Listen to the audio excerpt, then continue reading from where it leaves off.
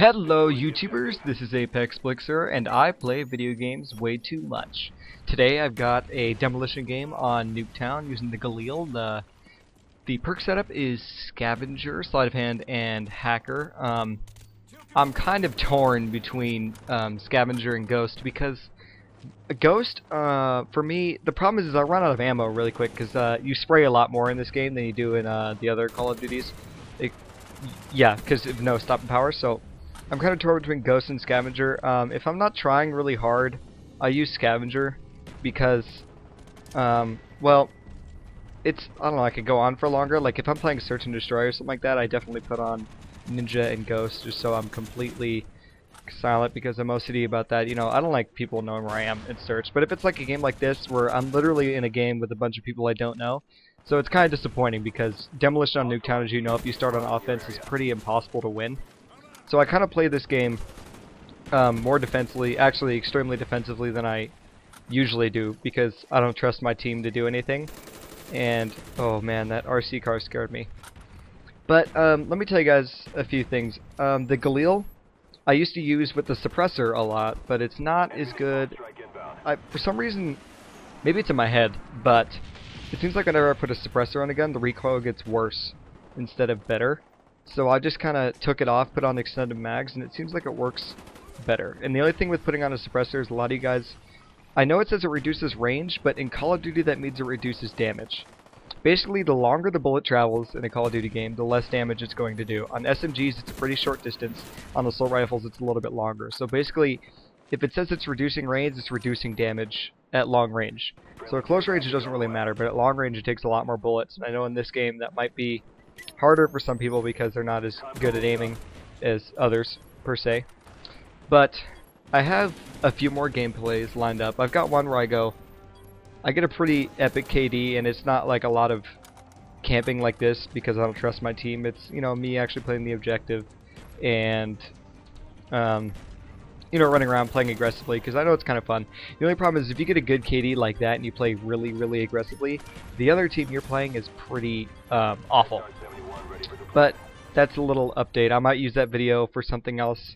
If it happens, I don't know. If it does, that would be pretty awesome. The killstreak setup I'm using is Blackbird, Chopper Gunner, and Dogs. And I figured out that dogs aren't as good as they used to be because people are getting smart in hiding in corners and just kind of like knifing or just shooting the dogs when they appear. So sometimes they can be pretty useless. But on a map like Nuketown, where everything is completely small, you can't even see where the dogs are coming from. Basically, like you'll spawn and a dog will just dry hump you to death the moment you spawn. So that's why I use dogs in this map. The new killstreak killstreak setup I'm using is spy plane because, I mean, anything that has to do with the UAV is one of my favorite perks.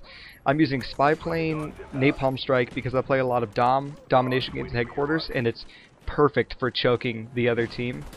And chopper gunner because, well, I like chopper gunner. Like, I don't.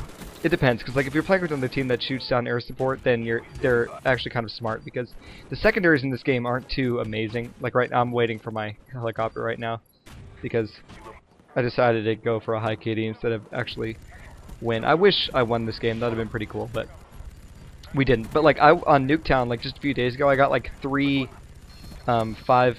five-man kills with the napalm strike just because of the way like I placed it. Like if you place it well enough, it's a perfect kill streak. But enough of talking about the game. I know I'm supposed to be funny. So I recently saw Harry Potter and the Deathly Hallows, and let me tell you something. It's definitely not as good of a movie for someone who's read the books like me because, you know, it's really exciting in the book, but it's really hard to make traveling around exciting on a movie screen. See, a lot of the excitement in the books comes from the dialogue. For example, I don't know, I don't actually have the book. I wish I would just brought the book, because I could read it to you. Like, it's more exciting than Harry and Hermione, you know, standing and staring at each other.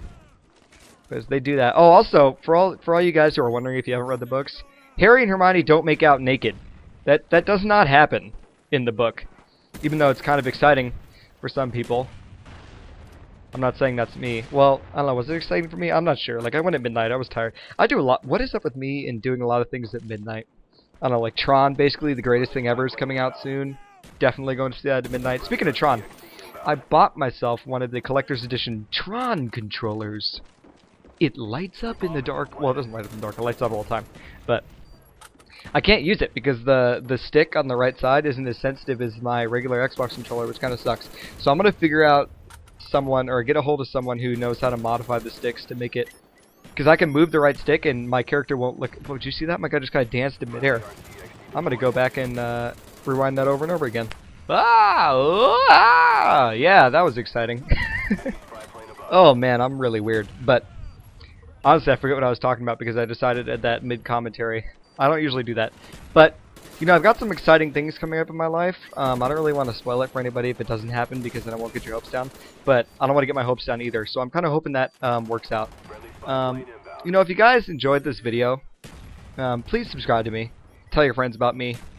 Give it a like because likes actually help a lot. So I'll be making more videos in the future. I'm trying to come out with one every week. But I will definitely see you guys later. I just recently, I hope you guys are going to stay for the black screen, but I tried to do this last night when I was really tired, and here's a clip of it.